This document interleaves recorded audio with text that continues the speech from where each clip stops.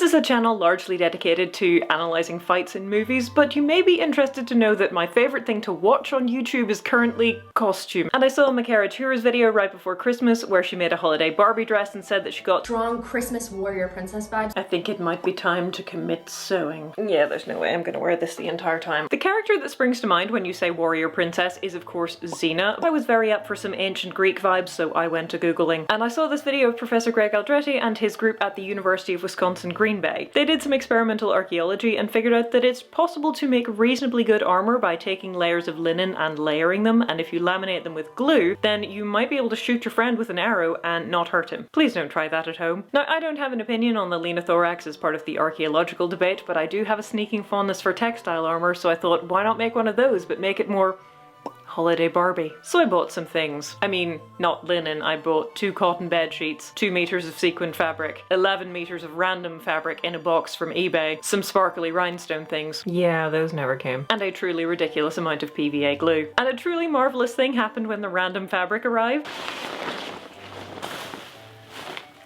Handy. Because look how shiny and silver. So I moved Mannequin Skywalker into the living room because it's cold outside, covered her in a bin bag to protect her from future gluing endeavours, took the pattern for the corselet drafted by the experimental archaeology people, attempted to recreate it in cardboard in approximately my size, and completely messed it up. I'm an idiot. Look at this. Look. The front is high and the back, I wondered. I thought, this doesn't seem right. Like, where's the protection at the front? But yeah, I'm an idiot.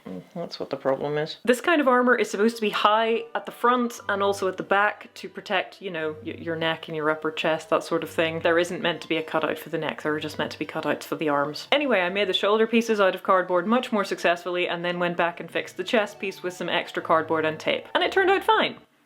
For a given value of fine. The lenothorax prototypes put together by the experimental archaeologists use a minimum of 10 or 11 layers of linen and they use rabbit glue.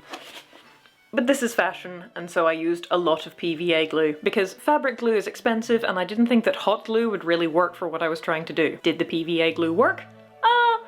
Sort of. It has definitely made it stiffer. I definitely wouldn't recommend PVA glue as the way to do this, but it has sort of done the thing I wanted. Possibly if I'd mixed it with water it would have been better. Something to try for next time, perhaps. Anyway, if you want to make yourself one of these, you make a cardboard mock-up that's roughly in your size, preferably altered as necessary before you start, and then you cut out the pattern once on your fabric. I used this random blue stuff which seemed to be made of a natural fibre, maybe, and then cut out the top half of the pattern again and glued them together, because I didn't want to make the terriers just yet. More on those later. And then I put those pieces back on Annie to dry, because then it would hopefully set in approximately the right shape. I do recommend this if you have a mannequin available. When it was mostly dry, I went and sewed it together. Yes, the sewing machine is in the shed, because it became evident that either the glue wasn't sticking well enough or that I hadn't used enough glue. Glue does prevent the fabric from unraveling at the edges even if you don't hem it, so that's a plus. It does add to the stiffness and so helps with the armor-like appearance. And it does sort of attach the pieces together, so partial success. I mean, I wouldn't trust this as actual armor, but I wouldn't trust anything I make as actual armor. The shoulder pieces I made in blue, but also in this random cream fabric, but you can only glue 2 layers together at once, really, and it takes a really long time for the glue to dry, so I glued and then I waited, and while I was waiting,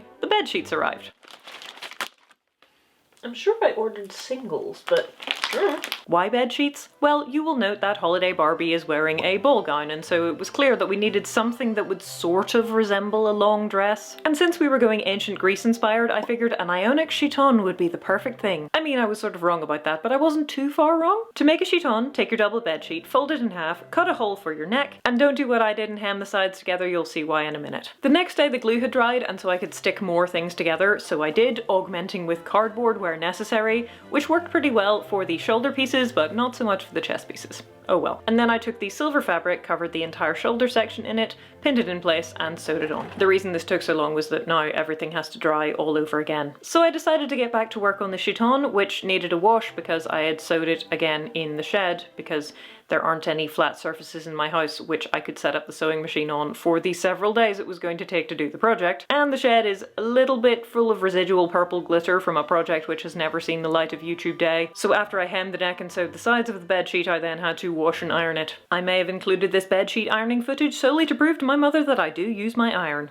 As you were. A chiton, which was basically everyday wear for the ancient Greeks, consisted of 1 or 2 rectangles of cloth, either pinned, belted, sewn, or some combination together and kind of draped on the body. My belt was actually just a moderately long piece of ribbon which was left over from my mist cloak project of 2020, but when I tried it on, I have to say, it did not work at all. It looked like a tent. So first I tried a gathering stitch to sort of puff the sleeves up, but it quickly became evident that it was just the sheer amount of fabric around the body which was causing the problem, and also the fact that I'd hemmed the sides together. So I trimmed the sides of the sheet until the sleeves were sort of elbow length to reduce the amount of fabric, and that did help. Back to the armor. Okay, so I think what we need is a kind of progress report. My sequin fabric arrived, so that's exciting. It is shedding sequins all over my floor, but never mind.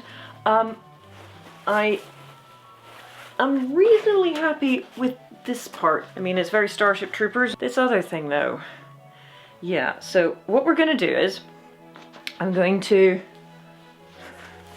get my newly shortened but not yet hemmed chiton. I'm going to put everything on and then we'll see what happens. So we've got the chiton, which I have not finished hemming yet, but that's not really the point. The problem is here, because I did add some, I took a triangle out of this to try and give it something resembling a waist, but I don't think it looked very well. Good thing it wasn't actually laminated properly, otherwise I would have had to use a jigsaw. Yeah, this just looks really weird. Okay. This is not looking how I would like it to, so the only possible solution is to make it more fashion.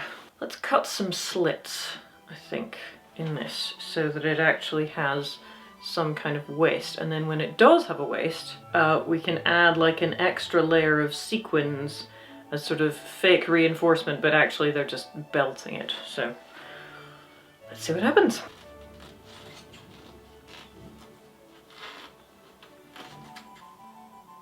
I'm actually already much happier with that.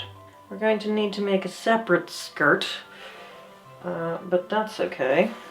So if I make a really wide waistband and just kind of put it around there, then that means that I can make a separate skirt thing, and that will be much easier. Spoiler, it was not easier at all. I sewed a waist belt type thing after rescuing my dumb cat. Nemo, we're not allowed up there. It is covered in pins.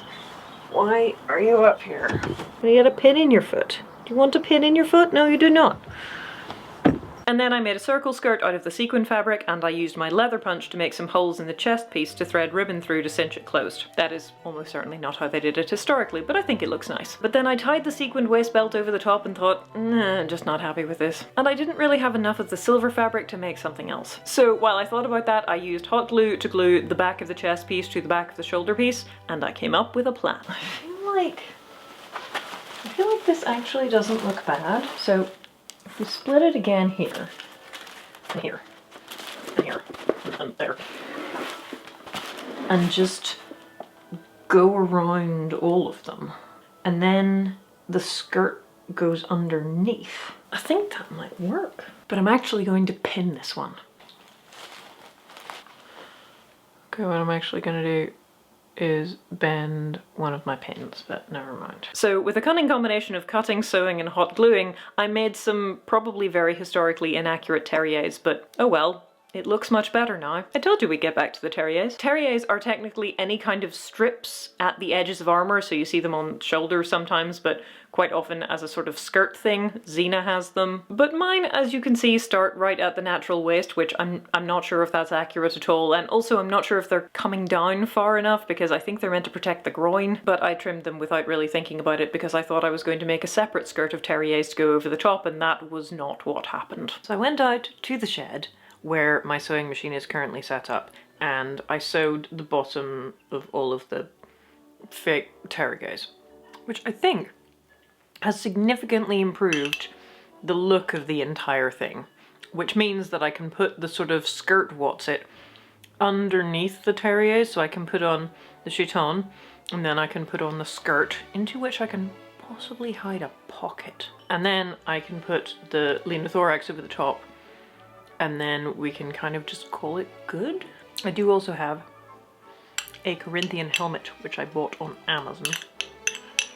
and a blonde wig. The important thing is that it no longer looks really weird. Or, I mean, it does look weird, but the right kind of weird, as opposed to just generically strange. I'm going to try putting everything on Mannequin Skywalker. Having tried everything on Mannequin Skywalker, I punched some more holes. I think what I need is a big button. Thread the shoulder pieces, hemmed the skirt and ran a ribbon through the waist, and then remembered that I had no pockets and that was unacceptable. So I cut out some blue pockets and then thought, no, that's a bit silly.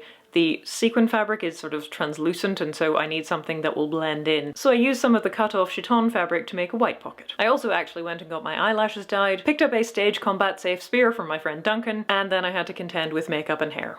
Well, I've seen worse. And now it's time to see how this completely ridiculous project turned out. And in honour of sword and sandal movies of recent years, there will be a lot of gratuitous slow motion. I'm a fairly haphazard costume maker, not least because I loathe ironing and pinning, both of which are really quite important if you want accurate results. But thanks to this project, I have now legitimately made a very sparkly skirt, albeit one that could probably use a lining. And honestly, I'm really pretty proud of how this turned out. If you'd like to see me commit other acts of sewing, there is a playlist for you, and I'll see you soon.